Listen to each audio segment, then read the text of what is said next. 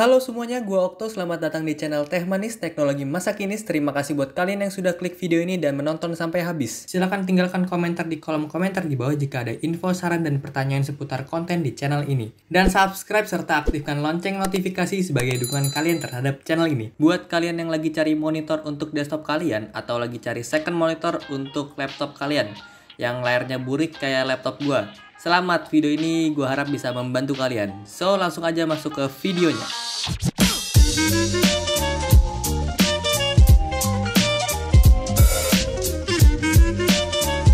LG 22MK600 adalah monitor dari LG seri MK600 dengan ukuran layar 22 inch.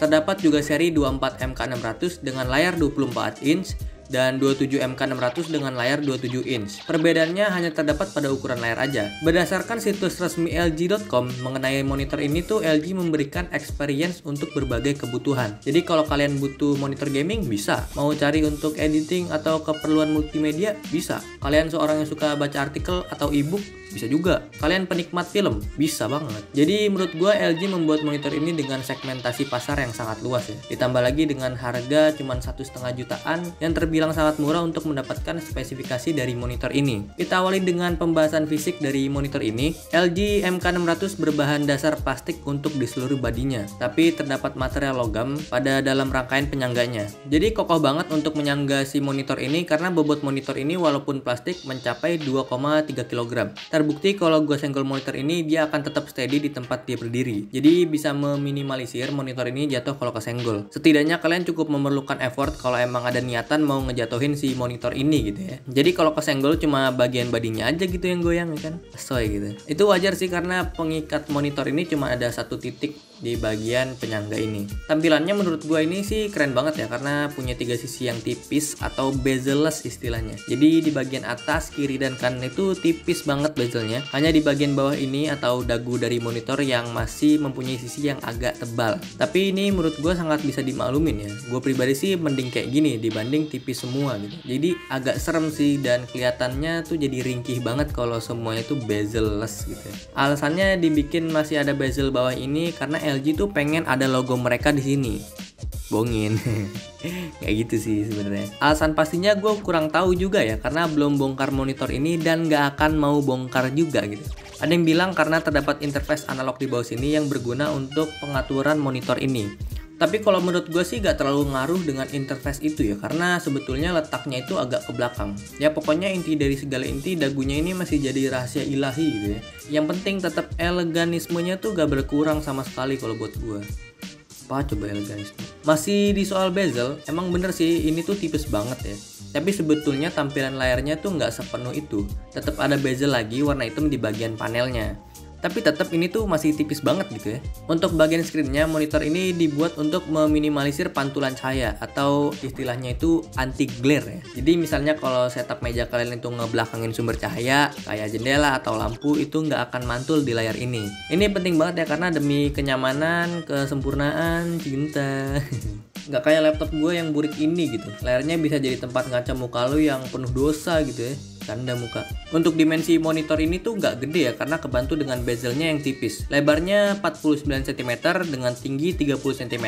Tapi kalau dihitung beserta dengan standnya itu jadi 37 cm. Terus ketebalan dari bodinya itu cuma 7 cm kurang. Tapi kalau kalian pakai standnya harus tambah space untuk ketebalannya jadi 18 cm. Jadinya gini, kalau di setup meja gua dengan ukuran meja kurang lebih 80 cm. Terus di sini ada laptop ukuran 15 inch. Ini emang meja gua aja sih yang kekecilan karena sebetulnya ini meja untuk satu buah monitor aja gitu. Untuk di belakang monitor ini dibekali dengan satu port power dengan konsumsi daya saat menyala 16,4 watt dan kurang dari 0,3 watt saat mode standby. Artinya kalau kalian pakai monitor ini untuk bekerja selama 9 jam hanya menghabiskan Rp216 per hari. Dengan tarif listriknya itu Rp1.467 per kWh. Kalau kalian pakai selama 24 jam totalnya itu cuma Rp5.774. Murah loh.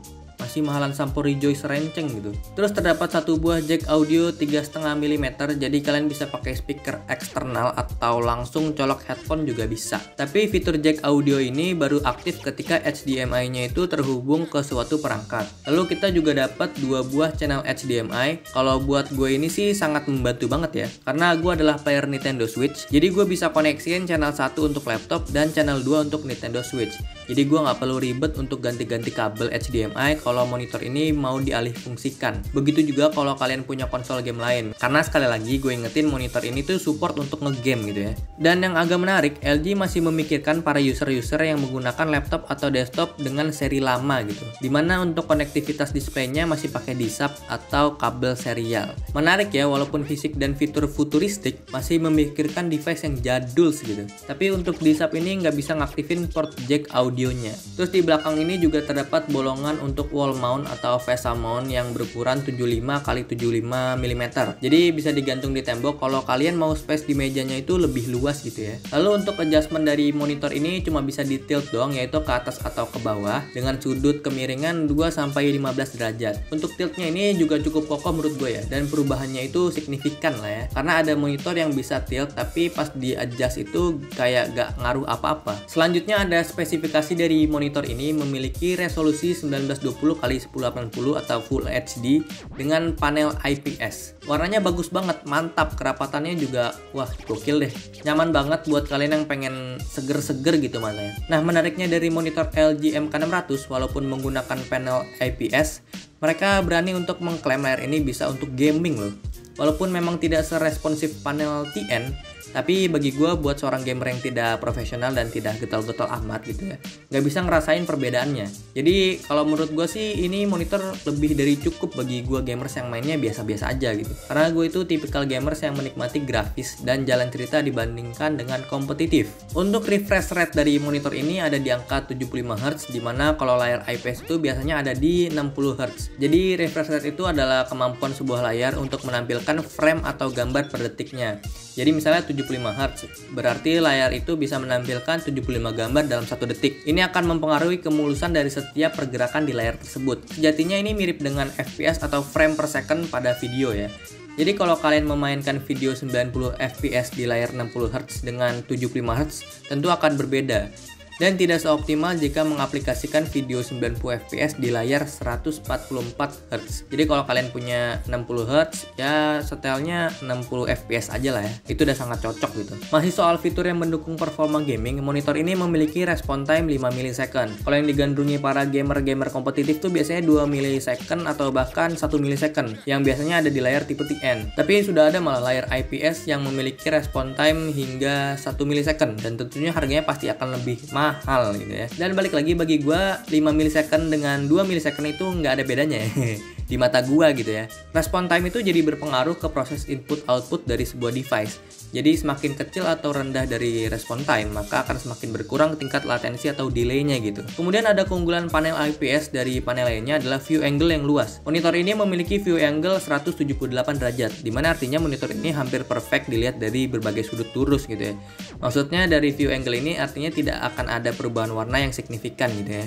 Jadi kalau kalian punya monitor yang dilihat miring sedikit warnanya berubah, itu bukan panel IPS. Lalu kita ke fitur-fitur yang dipublikasikan dari pihak LG secara resmi yang memang dipromosikan sebagai monitor ini tuh support gaming loh gitu ya. Yang utama dan menjadi selling point dari monitor ini adalah sudah dilengkapi dengan Radeon FreeSync, dimana fitur ini hanya ada di produk GPU Radeon ya. Jadi ini tuh emang bakal bisa nolong banget mengingat refresh rate monitor ini 75 Hz. Dengan adanya fitur ini bisa terjadi sinkronasi antara frame rate GPU Radeon dengan refresh rate monitor ini. Gambar bisa lebih lancar dan getaran-getaran pada frame tuh lebih minimal gitu ya. Jadi feel-nya itu gak kayak pakai monitor yang refresh rate-nya itu di angka 75 Hz. Lalu ada 3 fitur yang jadi selling point lainnya, yaitu Dynamic Action Sync atau DAS gitu ya, yang berguna meminimalisir lag input, jadi bisa didapat secara real time. Jadi kalau fitur FreeSync itu bisa support refresh rate, DAS ini bisa ngebantu respon time-nya. Lalu ada Black Stabilizer, jadi fitur ini tuh kayak fitur pintar dari motor ini,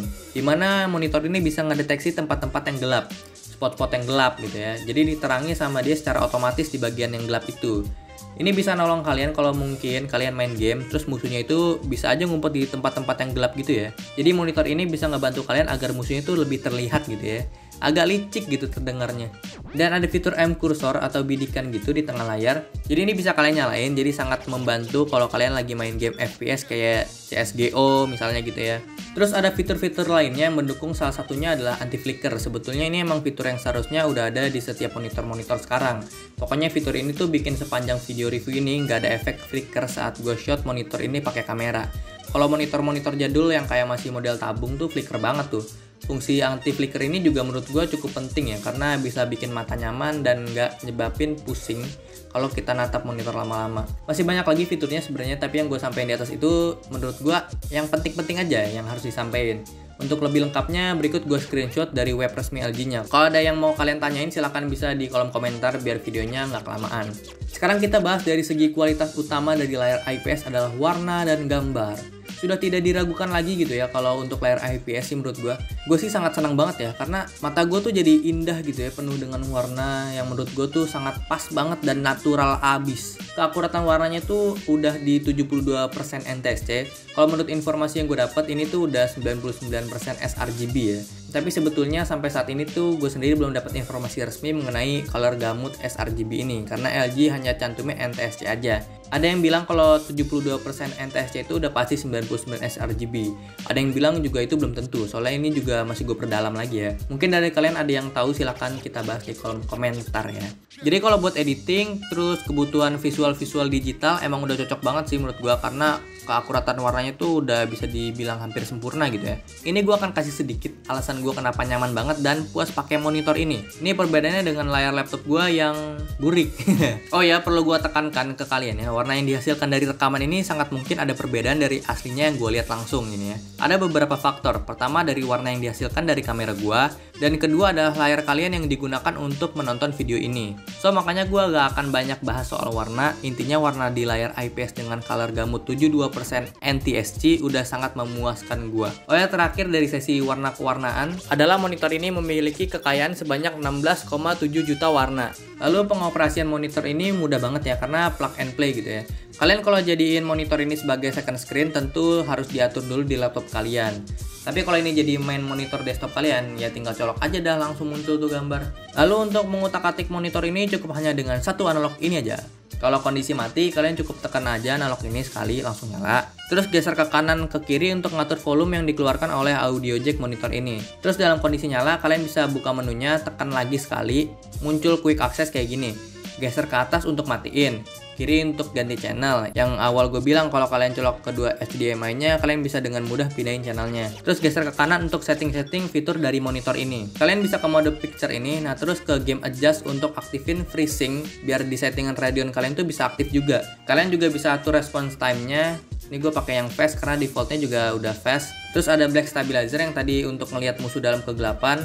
Lalu yang crosshair ini untuk M cursor tadi. Udah sih, paling yang gue setting cuma itu aja, sisanya gue biarin default. Oke, kesimpulannya bagi gue ya, monitor ini sangat memuaskan banget, sangat rekomen banget bagi kalian yang kebutuhannya mirip dengan gue, yaitu kebutuhan editing tapi bisa juga untuk main game-game yang mengutamakan grafis gitu ya. Bisa juga dan sangat nyaman sebagai monitor untuk main Nintendo Switch, karena Nintendo Switch itu game-gamenya penuh dengan warna ya menurut gue. Terus ketika gue mau main game FPS juga bisa banget. Udah deh, pokoknya dari gue monitor ini lengkap banget bagi gue, parah. Tapi balik lagi ke kalian, gue ingatkan ke kalian, semua itu sesuai dengan kebutuhan kalian dan budget kalian. Jadi itu aja hal yang gue bisa sharing ke kalian untuk saat ini. Sekali lagi terima kasih udah nonton video ini. Kalau kalian ada kritik, saran, pertanyaan, dan info mengenai isi konten channel ini, bisa langsung komen di kolom komentar di bawah, agar kita bisa sharing dan bertukar ilmu pengetahuan agar lebih bermanfaat untuk kita semua. Silahkan like kalau kalian mendapat pengetahuan baru, dan dislike kalau konten ini kurang bermanfaat. Serta subscribe dan nyalakan tombol notifikasi sebagai dukungan kalian terhadap channel ini. Gue Okto dan sampai ketemu di video selanjutnya. Terima kasih.